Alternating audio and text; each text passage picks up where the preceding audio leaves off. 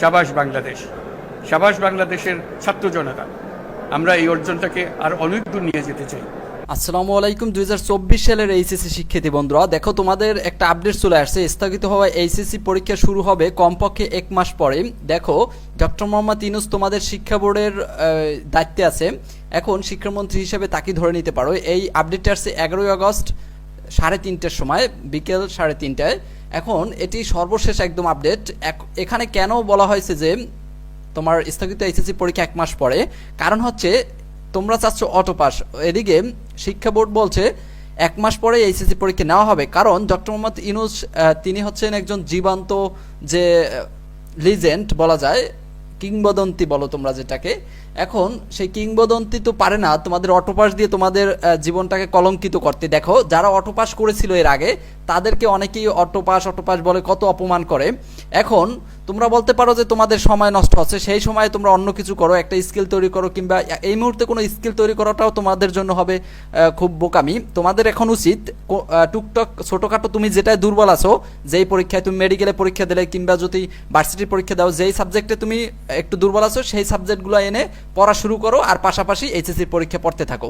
দেখো, 1 মাস পরে পরীক্ষাটা নিশ্চিত হবেই, কারণ ডক্টর মোহাম্মদ ইউনূস বলেছে যে তো তোমরা কখনোই অটোপাস নিলে তোমাদের যে অভিজ্ঞতাটা হবে পরীক্ষার ভিতর দিয়ে, সেই অভিজ্ঞতাটা কখনোই তোমরা পাবা না। দেখো, স্থগিত হয়ে যাওয়া এইচএসসি ও সমমান পরীক্ষা শুরু হতে কমপক্ষে 1 মাস সময় লাগবে বলে জানিয়েছে শিক্ষা বোর্ডগুলো। এইচএসসি ও সমমানের প্রশ্ন বিভিন্ন থানা হেফাজত থেকে পুড়ে যাওয়ায় এবং ফাঁসও হয়ে গেছে কিন্তু অনেক প্রশ্ন। নতুন করে প্রশ্ন তৈরি করে পরীক্ষার আয়োজন করবে শিক্ষা প্রশাসন, আর এজন্য কমপক্ষে 1 মাস সময় লাগবে বলে দ্য ডেইলি ক্যাম্পাসকে জানিয়েছে শিক্ষা বোর্ডগুলোর আন্তঃশিক্ষা বোর্ড সমন্বয় কমিটির সভাপতি ও ঢাকা বোর্ডের চেয়ারম্যান অধ্যাপক তপন কুমার সরকার। এখন দেখো, তোমরা যে অন্তর্বর্তীকালীন সরকারের উপরে অনেকটা ক্ষেপা যে আমাদের পরীক্ষা এত দেরিতে কেন নেওয়া হবে, সেটা পারবা না। কারণ দোষটা তাদের না, দোষটা হচ্ছে আগের সরকার যেই পরিস্থিতি তারা করে গেছে, এই কারণে বিভিন্ন থানায় আগুন লেগেছে, যার কারণে তোমাদের প্রশ্ন পুড়ে গেছে। এখন প্রশ্ন ছাপানো তো লাগবে, এখন 1-2 দিনে কিন্তু এই মুহূর্তে প্রশ্ন ছাপানো সম্ভব না, কারণ অনেকগুলোই গুছানো লাগবে। এখন অনেক শিক্ষকরা যাদের দিয়ে প্রশ্ন ছাপানো হইতো তারা অনেকেই পলাতক, কারণ তারা ছিল আগের সরকারের সমর্থন, এখন যার কারণে তারা অনেকেই পলাতক। তোমাদের এই যে প্রশ্নগুলো তৈরি করা হবে, সঠিকভাবে পরীক্ষা নিতে হলে 1 মাস সময় লাগবে। আরও কি বলেছে দেখি, তিনি বলেন বেশ কিছু থানা হেফাজত থেকে এইচএসসি প্রশ্নগুলো পুড়িয়ে ফেলা হয়েছে। বেশ কিছু জায়গায় প্রশ্ন অরক্ষিত অবস্থায় ছিল, তাই সেগুলোর শিক্ষার্থীদের হাতে চলে গিয়েছে কিনা তা বলা যাচ্ছে না। এমন অবস্থায় নতুন করে প্রশ্ন তৈরি করে পরীক্ষার আয়োজন করতে হবে, আর সেজন্য কমপক্ষে 1 মাস সময় প্রয়োজন।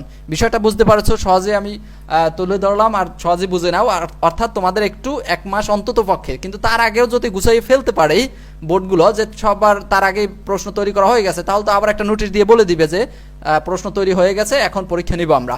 তবে আরেকটা বিষয় আছে, যদি এখানে কিন্তু শুধু প্রশ্নের কথা বলেছে, যদি তোমাদের অনেকের পেপার পুড়ে গেছে অনেক থানায়, সেই পেপারগুলো যদি পুড়ে থাকে তাহলে কিন্তু পরীক্ষা আবার নতুন করে নেওয়ার ডিসিশন হতে পারে, কিংবা অটোপাসের ডিসিশনটা হতে পারে। অটোপাস কিন্তু এখনও হাতে রয়েছে, এই চিন্তা ভাবনাটা তাদের হাতে, কারণ যেই পরীক্ষাগুলো পুড়ে গেছে অন্তত পক্ষে সেই পরীক্ষাগুলো অটোপাস দিতে পারে সবাইকে। কারণ কাউরে অটোপাস দিবে, কাউরে আবার দিবে এমনটা হতে পারে না। যাদের প্রশ্ন যে সাবজেক্টের পুড়ছে, ধরো আইসিটির একটা থানার প্রশ্ন পুড়ে গেছে, তাহলে আইসিটিতে সবাইকে অটো প্লাস দেওয়া যেতে পারে, বাকি পরীক্ষাগুলো নেওয়া যেতে পারে, এরকমও ডিসিশন আসতে পারে। অবশ্যই চ্যানেলটি সাবস্ক্রাইব করে রাখো, যে কোনো ডিসিশন আসলেই তোমাদের জানিয়ে দিব, তোমরা পেয়ে যাবা।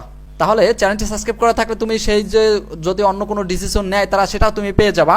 চ্যানেলটি সাবস্ক্রাইব করে রাখো, খুব সহজেই পেয়ে যাবা তোমরা। সকলকে ধন্যবাদ।